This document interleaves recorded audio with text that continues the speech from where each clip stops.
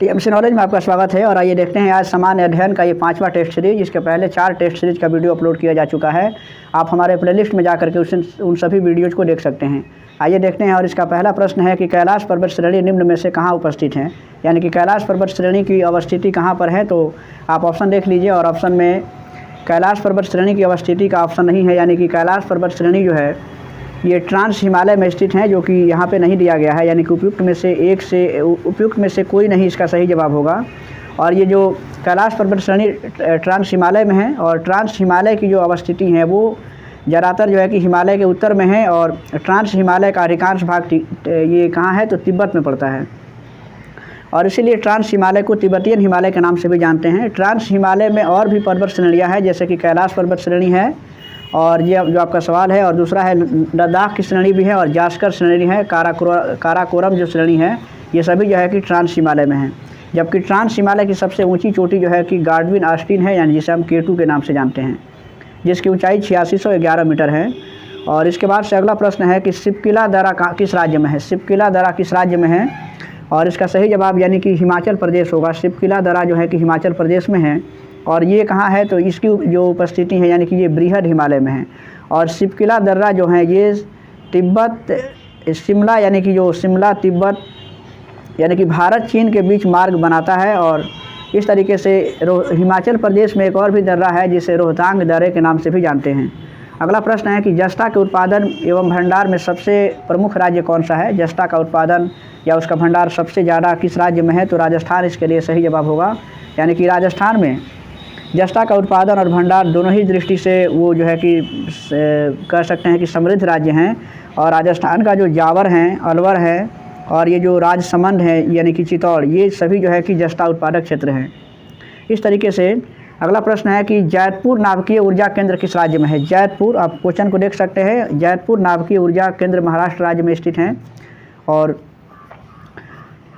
इसके बाद से और भी कुछ जो है कि नाभिकीय ऊर्जा केंद्र से संबंधित ऑप्शन है, जैसे कि यहाँ पे देख सकते हैं कि जैसे कैगा नाभिकीय ऊर्जा केंद्र ये कर्नाटका में है, नरौरा जो है कि ये उत्तर प्रदेश में है, और रावता भाटा नाभिकीय ऊर्जा केंद्र ये राजस्थान में पड़ता है। नेक्स्ट यहाँ से प्रश्न है बंदरगाह से संबंधित ये सवाल है, काफ़ी अच्छा प्रश्न है, देख लीजिएगा। मोरमुगाओ बंदरगाह कहाँ पर हैं, और ये गोवा के तट पर है। और मोरमुगाओ जो बंदरगाह है वो जुआरी नदी के मुहाने पर स्थित हैं। और इस तरीके से यानी कि गोवा के तट पर हैं, यानी कि जो कोंकण तट हैं, मोरमुगाओ बंदरगाह कोंकण तट पर है, और ये एक तरीके का प्राकृतिक बंदरगाह है। इसका अगला प्रश्न है कि राष्ट्रीय जलमार्ग अधिनियम किस वर्ष का है। राष्ट्रीय जलमार्ग अधिनियम यानी कि 2016 का है, और देश के अंदर जलमार्ग परिवहन को बढ़ाने के उद्देश्य से राष्ट्रीय जलमार्ग अधिनियम 2016 को लाया गया था। और वर्तमान में अगर देखा जाए तो देश में कुल 111 राष्ट्रीय जलमार्ग हैं। और इस तरीके से हम इसका अगला प्रश्न देख सकते हैं। यहाँ से 37वां प्रश्न है। यहाँ पे देख लीजिए कि यहाँ पर एक तरफ बांध है और दूसरी तरफ जो है कि नदियों का ऑप्शन दिया हुआ है। किस नदी पर कौन सा बांध बनाया गया है, इसमें बताना है कि इसमें से कौन सा सुमेलित हैं, यानी कि किसका जो सुमेल वो सही दिया गया है। आप ऑप्शन देखिए। इसमें पहला ही सवाल है कि सरदार सरोवर बांध, जो इसमें ऑप्शन में दे रहा है कि कृष्णा नदी पर है, तिलैया बांध ये चंबल नदी पर है, गांधी सागर बांध ये नर्मदा पर है, और नागार्जुन सागर ये जो है कि बराकर पर है। आप देख लीजिए इसमें सही जवाब क्या है। तो सरदार सरोवर जो ये बांध है, यानी कि ये बांध कहाँ है तो ये नर्मदा नदी पर है, जो कि कृष्णा दे रहा है, यहाँ गलत है। इस तरीके से सरदार सरोवर बांध ये जो है कि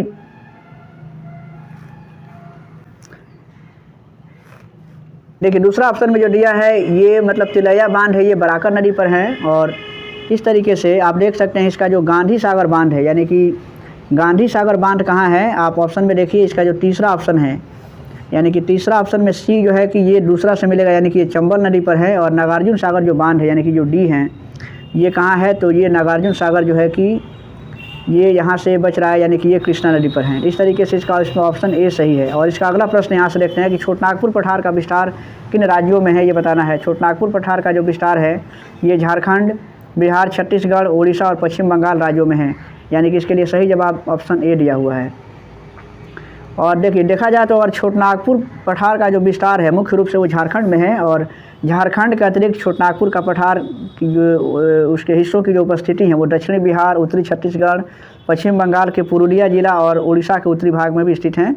इस तरीके से अगला प्रश्न है कि झारखंड के निम्नलिखित में से कौन सा जिला समूह बिहार के साथ सीमा बनाता है। यानी कि झारखंड के कौन कौन से ज़िले हैं जो बिहार के साथ भी उनका सीमा बनता है। आप देख सकते हैं यहाँ पर बिहार की सीमा झारखंड के कम से कम 10 राज्यों से मिलती है, 10 ज़िलों से मिलती हैं। और बिहार की सीमा पर झारखंड के 10 ज़िले हैं, जैसे कि यहाँ पर जैसे इसमें देखिए गढ़वा है, पलामू, जो कि ऑप्शन में आप देखते जाइए, गढ़वा है, पलामू है, और उसके बाद से चतरा, हजारीबाग, यानी कि ऑप्शन ए सही जवाब इसके लिए होगा। इस तरीके से और भी ज़िले हैं, जैसे कि इसमें देखिए जो दूसरा ऑप्शन में दिया हुआ है, यानी कि कोडरमा है, गिरिडीह है, और ये जो देवघर है, दुमका, गोंडा, साहेबगंज। तो इस तरीके से इसमें एक से ज़्यादा ऑप्शन सही हैं, यानी कि इसका डी ऑप्शन सही होगा, उपयुक्त में से एक से अधिक। और अगला है कि समुद्री मार्ग से अंग्रेज़ों का सर्वप्रथम आगमन भारत के किस बंदरगाह पर हुआ था। 40वां प्रश्न है। 40वें प्रश्न का जवाब क्या होगा, तो देख लीजिए, सबसे पहले जो अंग्रेज़ों का आगमन हुआ था वो सूरत बंदरगाह पे हुआ था। और भारत में समुद्री मार्ग से अंग्रेज़ों का प्रथम बार आगमन 1608 में ईस्वी में हुआ था। और कैप्टन हॉकिंस जो है, यानी कि उस समय भारत में भेजे गए जो अंग्रेज़ थे उनके दल का नेतृत्व कैप्टन हॉकिंस कर रहा था। और कैप्टन हॉकिंस जो है कि ब्रिटिश शासक जेम्स प्रथम के राजदूत के रूप में अप्रैल 1609 में जहांगीर के दरबार में पहुंचे थे। और इस तरीके से इसका ऑप्शन सी है। और नेक्स्ट प्रश्न है कि कर्नाटक युद्ध की समाप्ति किस संधि से हुई थी। कर्नाटक का युद्ध जो हुआ था उसकी समाप्ति किस संधि से हुई थी, तो इसका सही जवाब है, यानी कि ऑप्शन इसमें देख लीजिए, ऑप्शन इसका है कि ऑप्शन ई इसका सही जवाब है, क्योंकि इसमें नहीं दिया हुआ, यानी कि कर्नाटक युद्ध की समाप्ति हुई थी, यानी कि एला सापला, यानी कि सापले की संधि से हुई, जो कि ऑप्शन में नहीं दिया हुआ है। और यानी कि ये जो संधि हुई थी भारत में अंग्रेज़ों और फ्रांसीसियों के बीच चल रही प्रथम युद्ध की समाप्ति हुई थी इस संधि के माध्यम से। और प्रथम जो कर्नाटक का युद्ध हुआ था 1746 से 48 के मध्य लड़ा गया था। इस तरीके से हम अगला प्रश्न देखते हैं कि वर्ष 1946 में, ये अगला प्रश्न है कि वर्ष 1946 में जो अंतरिम सरकार बनाने के लिए किस वायसराय ने कांग्रेस अध्यक्ष जवाहरलाल नेहरू को निमंत्रण भेजा था। 42वां प्रश्न है और इसका सही जवाब है, यानी कि लॉर्ड वेवेल जो है उस समय कांग्रेस अध्यक्ष जवाहरलाल नेहरू को निमंत्रण भेजा था, यानी कि अंतरिम सरकार का गठन करने के लिए। और 1946 में जो अंतरिम सरकार बनी थी, तो इसके लिए जो है कि वायसराय जो वास्तव में जो वायसराय की कार्यकारिणी परिषद थी एक तरीके से, और इस अंतरिम सरकार के अध्यक्ष वायसराय लॉर्ड वेवेल था, और जबकि उपाध्यक्ष जवाहरलाल नेहरू को बनाया गया था। नेक्स्ट प्रश्न है कि स्वामी विवेकानंद, इसका ऑप्शन है, यानी कि अगला प्रश्न है कि स्वामी विवेकानंद किस वर्ष शिकागो में आयोजित विश्व धर्म सम्मेलन में गए थे। ये काफ़ी चर्चित हैं, यानी कि शिकागो में जो स्वामी विवेकानंद गए थे और उनका बहुत जो है कि काफ़ी प्रसिद्ध भाषण हुआ था, यानी कि जो उन्होंने अपना अभिभाषण दिया था, जिससे पूरे अमेरिका के लोग जो है कि वो काफ़ी भारतीय संस्कारों से काफ़ी प्रभावित हुए थे। 1893 में गए थे, और वहाँ पर जो है कि पहला जो विश्व धर्म सम्मेलन हो रहा था, जिसमें हिंदू धर्म के प्रतिनिधि के रूप में भाग लेने के लिए 11 सितंबर 1893 को स्वामी विवेकानंद गए थे, और उन्होंने अपना वहाँ पे ओजस्वी भाषण दिया था, और इसी भाषण ने उन्हें विश्व व्यक्तित्व के रूप में एक चर्चा दिलाया था, यानी कि एक पहचान बनी थी उनकी। और उसके बाद से 1 मई 1897 को रामकृष्ण मिशन की स्थापना किए थे। यहाँ से अगला प्रश्न है कि किस अधिनियम से प्रांतों में द्वैध शासन की शुरुआत का उपबंध उपलब्ध कराया गया था। ये द्वैध शासन से संबंधित है, और इसका सही जवाब है, यानी कि 1919 द्वारा, यानी कि भारत शासन अधिनियम जो था 1919, उसके द्वारा प्रांतों में द्वैध शासन की शुरुआत हुई थी। और इसका अगला प्रश्न है कि निम्नांकित में से किस ब्रिटिश एक्ट में यह प्रावधान पहली बार उपस्थित कराया गया कि कंपनी की आय से भारतीयों की शिक्षा के लिए प्रति वर्ष 1 लाख रुपया व्यय किया जाएगा। ये अगला प्रश्न है, और इसका सही जवाब है, यानी कि जो चार्टर एक्ट बना था 1813 ईस्वी में, वो इसके लिए सही जवाब है। और इसका 46वां प्रश्न देखते हैं कि निम्नांकित में से कौन सा तथ्य सही है। आप देख सकते हैं इसमें से कौन सा तथ्य सही है, तो इसमें देख सकते हैं कि इसमें जो सही तथ्य क्या है, तो असहयोग आंदोलन के दौरान जयप्रकाश नारायण ने जब पटना कॉलेज छोड़ा था, उसमें उनके परीक्षा के केवल 20 दिन ही बचे हुए थे। ये जो है कि इसका सही जवाब है। दूसरा, ये आप यहाँ से देख सकते हैं, ये भी कथन सही है। दूसरा, यानी कि जो पहला और दूसरा, तीसरा जो कथन आप पढ़िए, यानी कि असहयोग आंदोलन के दौरान डॉक्टर राजेंद्र प्रसाद अपनी वकालत छोड़ दी थी, और बिहार के प्रथम एडवोकेट जनरल यानी कि जो बलदेव सहाय थे, उन्होंने भारत छोड़ो आंदोलन के दौरान अपने पद से इस्तीफा दे दिया था। यानी कि इसमें जो ऑप्शन ए दिया हुआ है, यानी कि केवल 1, 2, 3, यानी तीनों ही ऑप्शन इसके लिए सही है। ऑप्शन ए सही जवाब होगा। प्रथम अखिल भारतीय किसान सभा के अध्यक्ष कौन थे। अगला प्रश्न है, प्रथम अखिल भारतीय किसान सभा के अध्यक्ष थे स्वामी सहजानंद सरस्वती। और अप्रैल जो है कि प्रथम जो अखिल भारतीय किसान सभा का आयोजन हुआ था वो 1936 में हुआ था, लखनऊ में हुआ था, और उसमें प्रथम जो अध्यक्ष बने थे यानी कि भारतीय किसान सभा के स्वामी सहजानंद सरस्वती, और जबकि उपाध्यक्ष यानी कि जो महासचिव जो बनाया गया था वो NG रंगा को बनाया गया था। जो ऑप्शन बी में दिख रहा है। अगला प्रश्न है कि मैथिली भाषा को संविधान की 8वीं अनुसूची में किस संविधान संशोधन अधिनियम द्वारा शामिल किया गया था। 48वां प्रश्न है और इसको 92वां जो संविधान संशोधन हुआ था 2003 ईस्वी में, और उसके तहत जो है कि मैथिली को शामिल किया गया था। इसके साथ और भी कुछ जो है कि भाषाओं को शामिल किया गया था 2003 में, यानी जिसमें बोडो हैं, मैथिली, संथाली, इन 3 भाषाओं को शामिल किया गया था इस संशोधन के माध्यम से। और अगला प्रश्न है कि बिहार के प्रथम प्रीमियर कौन बने थे, यानी कि बिहार के प्रथम प्रीमियर कौन बने थे। तो प्रधानमंत्री, जिनको पहले जो है कि राज्यों के जो प्रधान होते थे उसको प्रधानमंत्री ही कहा जाता था। तो इसका सही जवाब यानी कि मोहम्मद यूनुस जो है कि इसका सही जवाब होगा, जो कि ऑप्शन में नहीं दिया हुआ। ये प्रश्न कई बार बीपीएससी पीटी में भी पूछा जाता है, यानी कि बिहार के प्रथम प्रधानमंत्री, आप इस तरह से कर सकते हैं। तो यूनुस, ये मोहम्मद यूनुस उनका नाम था। 1937 में जो है कि जो घटना है उस समय की। देखिए अगला प्रश्न है कि बिहार बजट 2023-24 में राजकोषीय घाटा है वो जीएसडीपी का कितना प्रतिशत दर्शाया गया है। 50वां प्रश्न है, ये करंट का प्रश्न हो सकता है और इसका सही जवाब है यानी कि 2.98% इसका सही जवाब होगा। नेक्स्ट है कि अब यहाँ से देख लीजिए मैथ के कुछ सवाल है जिसका ऑप्शन मैं बता दे रहा हूँ और इसका सोल्यूशन आप हमारे पीडीएफ से डाउनलोड कर सकते हैं, यानी कि जो टेलीग्राम चैनल है जिसका लिंक इस वीडियो के डिस्क्रिप्शन में आपको मिलेगा। इसका सी आंसर होगा। और इसका अगला प्रश्न है, देखिए भीनों का एचसीएफ निकालने से संबंधित है और इसका सही जवाब इसमें ऑप्शन सी हो जाएगा।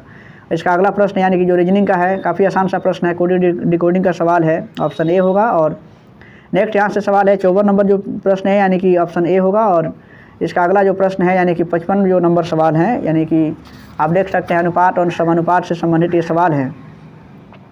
तो 55 का सही जवाब ऑप्शन ए में दिया हुआ है, जबकि इसका जो 56 जो प्रश्न है यानी कि 56वां प्रश्न है उसका ये ऑप्शन सी में है 57। इसका ऑप्शन क्या हो सकता है, देख लीजिए ऑप्शन ई यानी कि उपयुक्त में से कोई नहीं होगा। और नेक्स्ट यहाँ से देख सकते हैं इसका जो 58वां प्रश्न है ये चक्रवृद्धि ब्याज का प्रश्न है और इसका सही जवाब है यानी कि इसमें ऑप्शन ए दिया हुआ है। इसके पहले जो चौथे टेस्ट सीरीज का जो वीडियो अपलोड किया गया है उसका भी पीडीएफ अपलोड कल नहीं हो पाया था, लेकिन आज उसे भी कर देंगे। आज वहाँ से आप देख सकते हैं उसको। और इसका देख लीजिए इसका अगला प्रश्न यानी कि 59वां प्रश्न है कि इनमें से सर्वाधिक महत्वपूर्ण सिंचाई का साधन कौन है। आप देख सकते हैं यहाँ से। और इसका सही जवाब यानी कि नहर तथा नलकूप जो है कि सिंचाई के प्रमुख साधन हैं। और या इसका नेक्स्ट प्रश्न है कि ये साइंस का प्रश्न है, आप देख सकते हैं ऑप्शन के अनुसार आपको भरना है कि इसमें से कौन सा जो है सही जवाब होगा जो कि क्वेश्चन को कंप्लीट करेगा। आप यहाँ से देख सकते हैं कि दिया हुआ है कि कोशिका की एक प्रकार की अवशिष्ट निस्तारण प्रणाली है और वे किसी भी बाह्य सामग्री के साथ साथ खराब हो चुके कोशिकांगों को पचाकर कोशिका को साफ करने में मदद करते हैं। इसका सही जवाब क्या है तो आप देख सकते हैं। और इसका सही जवाब है यानी कि ऑप्शन बी दिया हुआ है, यानी कि लाइसोसोम जो है इसके लिए सही जवाब है। तो अगला प्रश्न इसमें हम देखते हैं और आप जानते हैं लाइसोसोम के विषय में कि लाइसोसोम को आत्महत्या की थैली भी कहा जाता है। इस तरीके से अगला प्रश्न है, जबकि राइबोसोम जो है कि प्रोटीन की फैक्ट्री होती हैं और माइटोकॉन्ड्रिया को कोशिका का ऊष्मा यानी कि हाउस यानी कि उसको पावर हाउस के नाम से जानते हैं माइटोकॉन्ड्रिया को। अगला प्रश्न है कि जब हम एक हथौड़े की मदद से मांसपेशियां बल लगाते हैं तो कौन से अन्य बल भी कील को दीवार में ठोकने में मदद करते हैं। 61वां प्रश्न है और इसका सही जवाब यानी कि जो घर्षण होता है वो भी कील को ठोकने में काफ़ी अपना योगदान देता है। और नेक्स्ट प्रश्न है कि चूना पत्थर, चाक और संगमरमर ये किसके रूप जो हैं, आप ये किसके रूप हैं आप बता सकते हैं। काफ़ी आसान सा प्रश्न है और इसका सही जवाब यानी कि ये जो है कि सभी ये जो हैं वो ऑप्शन में नहीं दिया हुआ है, लेकिन इसका सही जवाब है कि ये कैल्शियम कार्बोनेट के सदस्य ये जो है कि सब विभिन्न रूप होते हैं। जानते हैं कि संगमरमर का जो सूत्र होता है कैल्शियम कार्बोनेट यानी कि CaCO3 होता है, जो कि ऑप्शन में नहीं लिखा है, यानी कि ऑप्शन ई राइट आंसर है इसके लिए। और इसका 63वां प्रश्न है कि जब साइट जहाँ अंतःस्रावित ग्रंथियों किसी अंग विशेष तक पहुँचाने के लिए रक्त प्रवाह में हार्मोन स्रावित करती हैं तो किस नाम से जाना जाता है उसे। और इसका सही जवाब है कि उसे टारगेट साइट के नाम से जानते हैं। और अंतःस्रावित ग्रंथि जो है कि हार्मोन का स्राव करते हैं और ये हार्मोन जो है कि आवश्यक संदेश वाहक की भांति कार्य करते हैं, यानी कि अंतःस्रावित ग्रंथियाँ जो है कि नलिका विहीन होती हैं। और इसका नेक्स्ट प्रश्न है, यहाँ से देखते हैं 64वां प्रश्न इसका देख सकते हैं कि इसमें दिया है कि किसी सामग्री के ये बताना है कि जो कौन सी ऊष्मा है या कौन सा ऑप्शन सही है कि उसका मान जितना अधिक रहेगा उतनी ही तेज़ी से उस ऊष्मा को संचालित करेगा।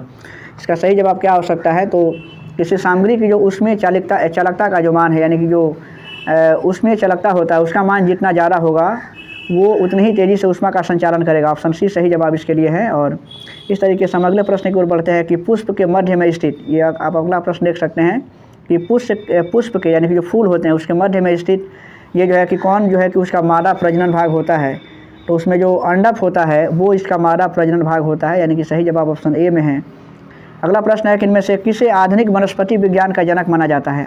आधुनिक जो है वनस्पति विज्ञान का जनक किसे माना जाता है, आप देख सकते हैं। और इसका सही जवाब है यानी कि जो कार्नेलियस हैं वो इसके लिए सही जवाब है, यानी कि ऑप्शन सी में दिया हुआ है। यहाँ पे आप देख सकते हैं कि जो जीव विज्ञान के जो जनक माना जाता है यानी कि अरस्तु को माना जाता है, जबकि जो आधुनिक आनुवंशिकी का जनक वो टी.एच. मॉर्गन को माना जाता है। वनस्पति विज्ञान को ये थियोफ्रेस्टस हैं और भारतीय कवक विज्ञान के ई.जे. वुटलर को माना जाता है। और इसका अगला प्रश्न है कि भारतीय सिनेमा का सर्वोच्च award Dada Saheb Phalke life time achievement award 2023 से किसे सम्मानित किया गया है। और इसका सही जवाब है यानी कि वहीदा रहमान को सम्मानित किया गया था ये। और इस तरीके से इसका अगला ऑप्शन इसमें इसका सी ऑप्शन सही है। और वहीदा रहमान जो है कि वो एक प्रसिद्ध जो है कि नायिका रही हैं, इस अवार्ड की प्रथम जो विजेता रही थी, यानी कि पहली बार ये अवार्ड किसको दिया गया था तो देविका रानी को दिया गया था। और इसका अगला प्रश्न यहाँ से देख सकते हैं कि 23 मई 2023 को त्रिपुरा पर्यटन विभाग ने किस से अपना ब्रांड एम्बेसडर बनाया है। ये सब ये जो है कि करंट अफेयर के प्रश्न हैं और इसका सही जवाब है यानी कि सौरभ गांगुली इसके लिए राइट आंसर हैं। और नेक्स्ट प्रश्न है कि मई 2023 में भारत सरकार ने किस देश में सीतवे बंदरगाह के संचालन का अधिकार प्राप्त किया है। इसका सही जवाब यानी कि म्यांमार होगा और ऑप्शन सी में दिया हुआ है। और इसका आखिरी प्रश्न है कि 29 सितंबर को मनाया गया विश्व हृदय दिवस 2023 की थीम क्या था, उसका थीम बताना है। और इसका थीम था यानी कि यूज हार्ट नो हार्ट। इस तरीके से इसका सही जवाब यानी कि इसमें ऑप्शन ए दिया हुआ है। तो इस तरीके से हम देखते हैं कि ये हमारे